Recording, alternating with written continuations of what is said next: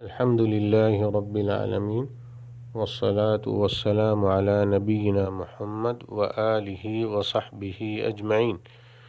اسلام کا مسلمانوں سے عید الفطر میں مطالبہ ہے کہ وہ صدقہ فطر ادا کریں، جس سے معلوم ہوتا ہے کہ اسلام میں امیر و غریب کے درمیان باہمی ربط اور تعلق ہے۔ فقراء و مساکین کی خبرگیری، ان کی مدد اور انہیں اپنی خوشی میں شامل کرنا، یہ اسلامی تعلیم ہے۔ نماز عید سے پہلے مستحقین تک صدقہ فطر پہنچانا عید کا ایک اہم جز ہے، تاکہ عید کے دن کوئی بھوکا نہ رہے اور سب کے سب خوشی میں شامل ہو جائیں۔ صدقہ فطر فرض ہے۔ صدقہ فطر مسلمانوں کے تمام افراد، مرد ہو یا عورت، چھوٹا ہو یا بڑا، آزاد ہو یا غلام، پر فرض ہے۔ صدقہ فطر نکالنے کی مقدار 1 سا اناج ہے اور یہ احتیاط 3 کلو ہوتا ہے۔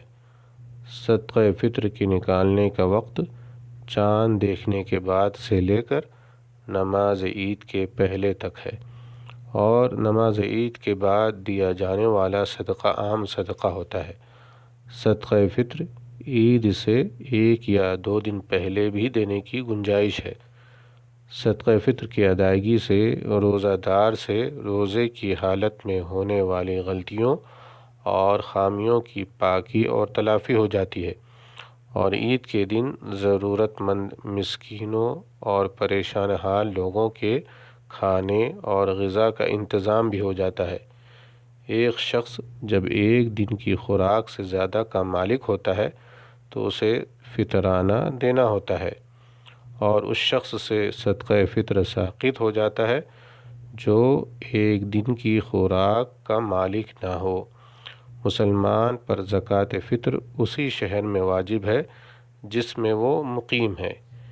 ابن عمر رضی اللہ عنہما کا بیان ہے، فرض رسول اللہ صلی اللہ علیہ وسلم زکوٰۃ الفطر من رمضان صاعا من تمر او صاعا من شعیر علی العبد والحر والذکر والانثى والصغیر والکبیر من المسلمین۔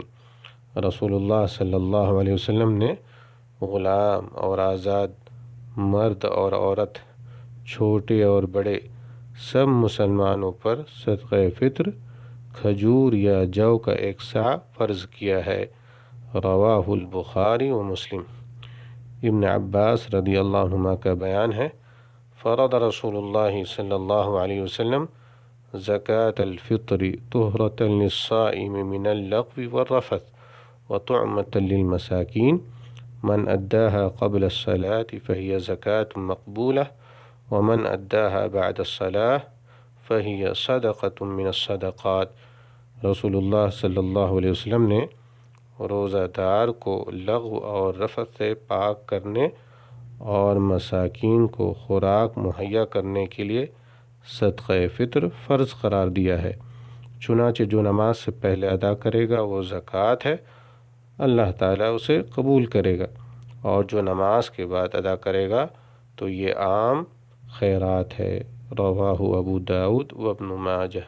والسلام علیکم ورحمۃ اللہ وبرکاتہ۔